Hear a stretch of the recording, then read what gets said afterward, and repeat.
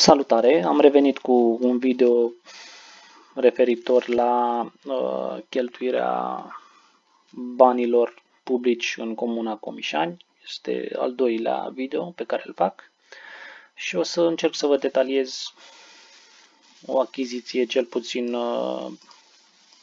fără rost, dacă nu dubioasă. Pe data de 28/1/2020, Primăria Comișani a contractat un dezvoltator în vederea creierii unui portal web sau, un site pentru a facilita cetățenilor accesul la informațiile administrației locale, mult mai ușor. Și pentru a le facilita în același timp accesul la petiții, reclamații sau, plăți ale taxelor și impozitelor și așa mai departe.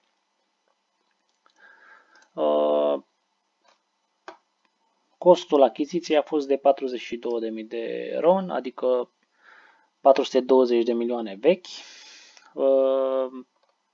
Cel puțin din punctul meu de vedere, site-ul este incomplet, dacă nu nefuncțional. Singurul scop al site-ului sunt decât niște anunțuri și prima pagină. Restul sunt destul de puține informații pe care le vom putea găsi aici.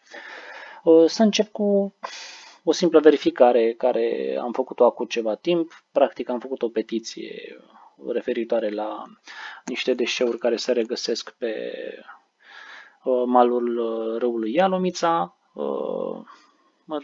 Petiție, sesizare care s-a înregistrat cu numărul 1, deci platforma respectivă nu mai fusese până atunci utilizată. Am fost inspirat la momentul respectiv și mi-am făcut un screenshot, fiindcă mail, după cum scrie în descrierea aplicației, chiar de către dezvoltator, la fiecare formular trebuie să se trimită un mail automat cu un număr de înregistrare, așa cum este normal. Mail nu am primit, așa că sesizarea probabil nici nu s-a înregistrat. Fiindcă la ceva timp a trebuit să retrimit informațiile printr-un mail către primărie. Da, formularul de sesizare arată cam așa: nume, e-mail, fondul pentru care, tipul sesizării, o descriere cât de amănunțită se poate și chiar se pot încărca poze. Am făcut acest lucru, în schimb nu cred că a fost înregistrată această sesizare.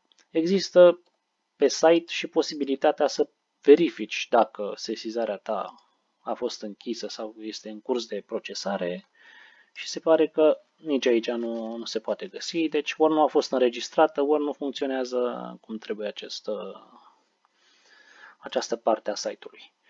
Da, după cum spuneam, sunt anumite anunțuri pe acest site, în schimb, dacă vrem să căutăm ceva care ne-ar interesa strict, de exemplu bugetul local, nu vom găsi informații despre asta. Sau dispozițiile primarului, de exemplu, în 2020.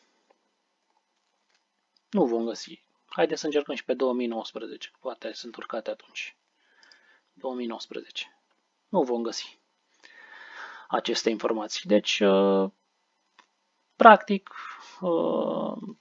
prețul enorm de 42.000 de RON nu se justifică pentru ceea ce poate să facă site-ul în acest moment. Practic este o pagină HTML unde găsim o grămadă de informații și cam atât.